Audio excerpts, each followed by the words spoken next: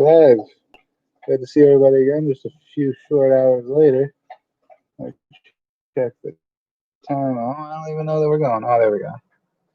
I thought the time wasn't going. But now we're going to talk about McGregor and Poirier.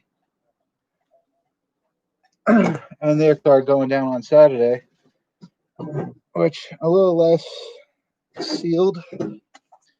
Weigh-ins aren't done and everything, but main card starts off Marina Rodriguez, Amanda Ribas. Ribas 10-1, only knockout loss to Paulina Vivana prior to getting in the UFC. She's on a 5-fight winning streak right now, 4 of those being in the UFC. 7 out of 10 of her wins are by finish, 4 submissions, 3 knockouts.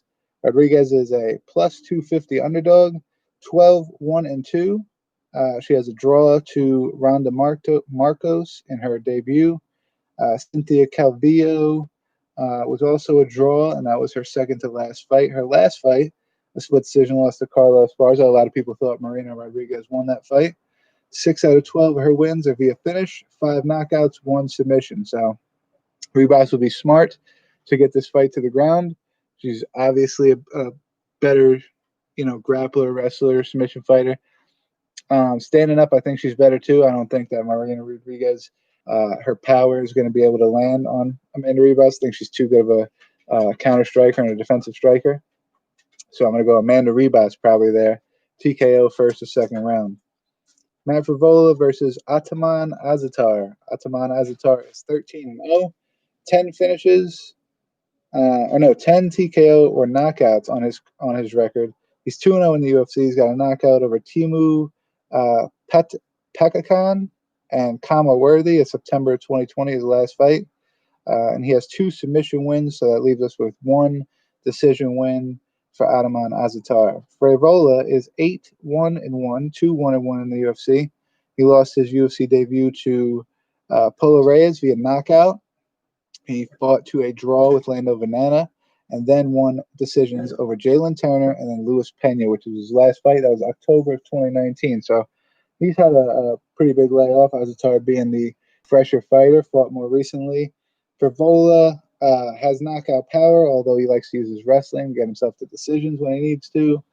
Azatar is all-out banger, like you said, 10 out of 13 of his wins coming by knockout. He's ready to finish the fight at any moment. Azatar is probably... I'll go bias. I'll go underdog. I'll go bias. Man, Frivola's from New York. I like all the New York fighters. Pretty close money line. And somebody's always got to go today or tomorrow. Not tomorrow. Saturday will be that day for Ataman Azatar. I'm going to go Matt Frivola. I'm not going to pick a method. I'm just going to say Matt Frivola. Jessica Joanne Calderwood's going to be a good fight. Joanne Calderwood has spoke to the media, I think today or yesterday, that she doesn't really like Jessica. Jessica kind of walks around the PI like she's the middle school bully, she said, and I quote, and that she gets the pleasure of being able to punch her in the face and get paid for it. So a little bit of animosity there from Joanne Calderwood to Jessica. Calderwood 19-2 as a professional kickboxer, 14-5 as a professional mixed martial artist. Never been knocked out in her career. Only been submitted 3 times. Her last fight was a submission loss to Jennifer Maia. Jennifer Maia, black belt in jiu-jitsu.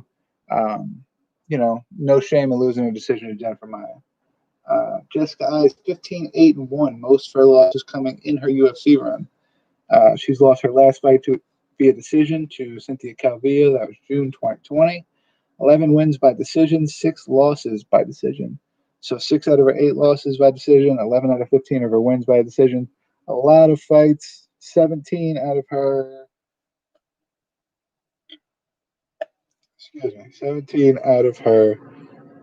24 fights going to decision. So got to be known for not finishing fights. Dana White hates that shit. Joanne Calderwood obviously hates that shit. She finishes a good bit of her fights. She has never been knocked out, so Jessica has got a little bit of help on her side that if they go to a decision, Jessica might think that she has a better cardio to last that long. My opinion, I think Joanne Calderwood is going to have the technical striking to be able to outstrike Jessica for 3 rounds, only a 3-round fight. So for an entire 3 rounds, I think there's a good chance Calderwood is able to outstrike her. So Michael Calderwood, decision. Dan Hooker, Michael Chandler is a fight everybody's looking forward to. Michael Chandler making his UFC debut after being champion multiple times in Bellator. He is a plus 110 underdog coming in, very slight underdog, 21-5, 16 finishes, 9 knockouts, 7 submissions. His biggest wins in his career go to Benson Henderson twice, Sidney Outlaw, Eddie Alvarez, Brett Primus, Martian Held.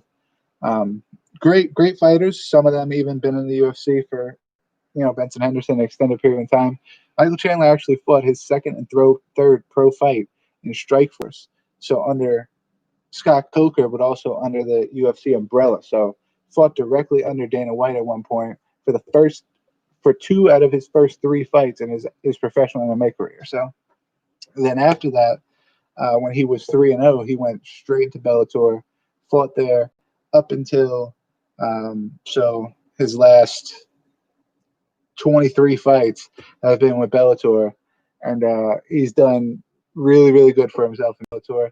Everybody's wanting to see how that's going to translate into the UFC. And the first guy they give him to, Dan Hooker. Dan Hooker is 20-9.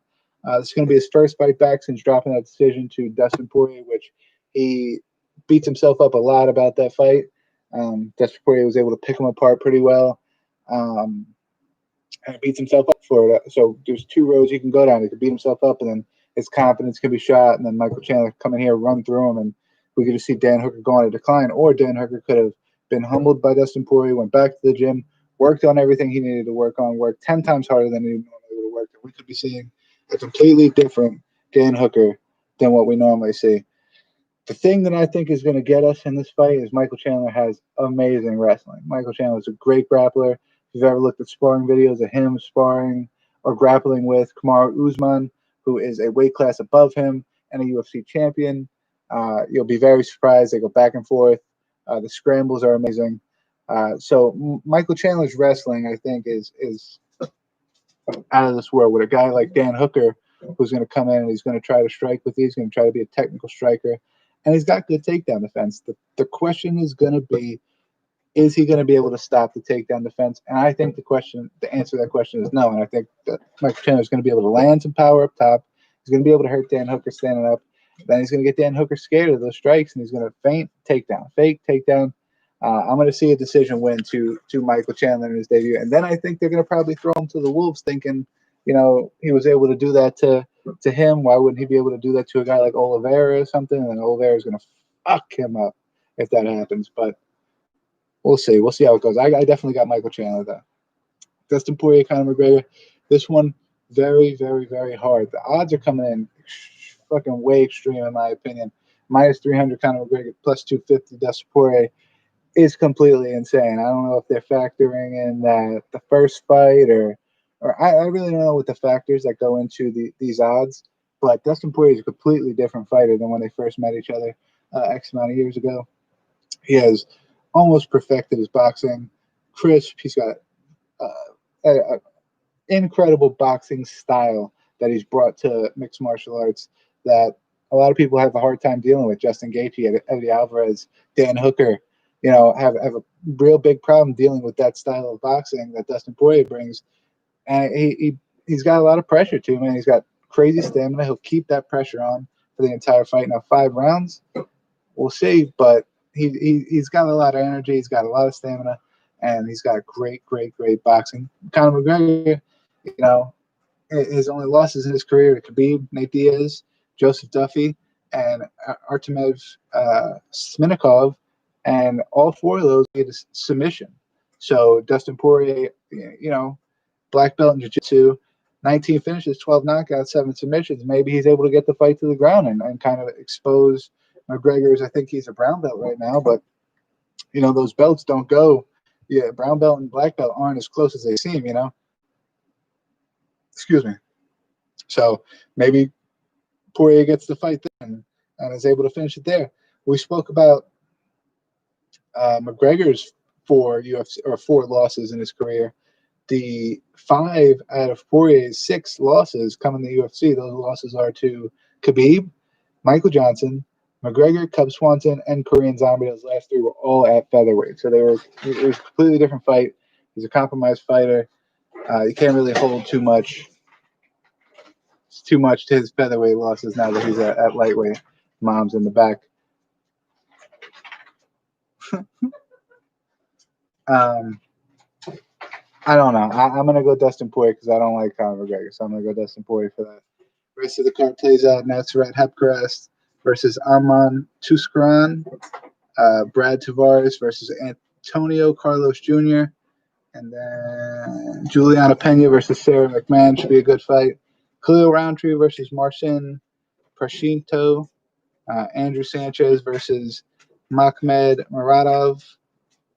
Movisar Evloev versus Nick Lentz. And then Amir, what's happening? Amir Albazi versus Southwest Zamagulov. Zamagulov? That's a heck of a name. Zamagulov. That's a heck of a name. It's a Russian and Asian somehow. They're gonna not mess with them. Who do you got? I got you. Poirier or McGregor? The only name I know is McGregor, so sorry to the other guy. There you go, Ian. Have fun with that one. Wait, is Ian on here? No. Oh. I'll show Ian that, or I'll tell Ian about it. One or the other. What's that? I was reading this. It says welcome to the chat. This is not. All right. Good night. We're gonna do our thing. Are you telling me good night? No, I'm saying to them good night. You want to say good night? Good night. It's mad awkward, though.